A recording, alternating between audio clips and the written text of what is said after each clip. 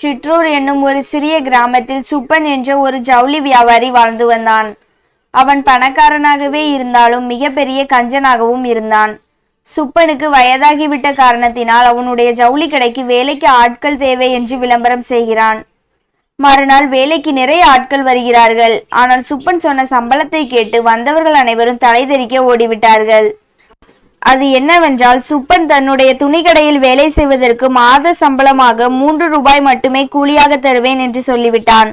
அதனால் சுப்பனிடம் வேலை கேட்டு யாருமே வரவே இல்லை. அப்போதுதான் பக்கத்து ஊரில் உள்ள அடிமுட்டாள் ஒருவன் சுப்பனிடம் வேலை கேட்டு வருகிறான்.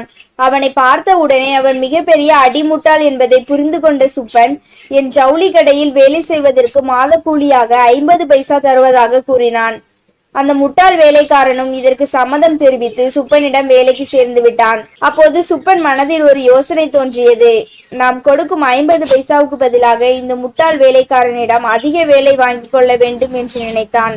அப்போது சுப்பன் அந்த முட்டாள் வேலைக்காரனை அழைத்து அந்த முட்டாள் வேலைக்காரனிடம், பக்கத்து நகரத்தில் இருக்கும் அரசர் ஒருவர் நம் ஜவுளி கடையில் இருக்கும் துணிகளை கொண்டு வர சொன்னார் என்று சொல்லி ஒரு பெட்டியில் விலை உயர்ந்த துணிகளை எல்லாம் எடுத்து வைத்துவிட்டு அந்த முட்டாள் வேலைக்காரனிடம் கொடுத்து மழை வருவது போல் இருக்கிறது. அதனால் நீ இந்த பெட்டியை அரண்மனையில் கொண்டு போய் சேர்த்து விடு.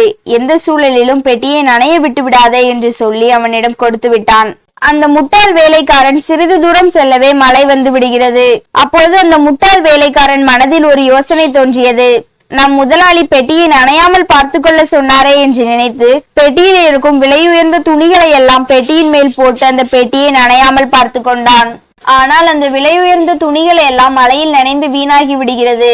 அதனால் அந்த முட்டாள் வேலைக்காரனும் துணிகள் எல்லாம் நனைந்து விட்டதால் அரண்மனைக்கு செல்லாமல் திரும்ப சுப்பனின் ஜவுளி கடைக்கு சென்று நடந்த விஷயங்களை எல்லாம் சொல்கிறான். அப்போதுதான் சுப்பனுக்கு புரிந்தது, நமது கஞ்சத்தனத்தால் முட்டாளை வேலைக்கு சேர்த்து விலை உயர்ந்த துணிகளை எல்லாம் இழந்து விட்டோமே என்று நினைத்து அழுதுவிட்டு அந்த முட்டாள் வேலைக்காரனை அடித்து துரத்தி விட்டு நன்கு படித்த ஒருவனை தன்னுடைய ஜவுளி கடையில் வேலைக்கு சேர்க்கிறான். அதன் பிறகு அவனுடைய கடையின் வியாபாரம் 2 மடங்காக பெருகியது.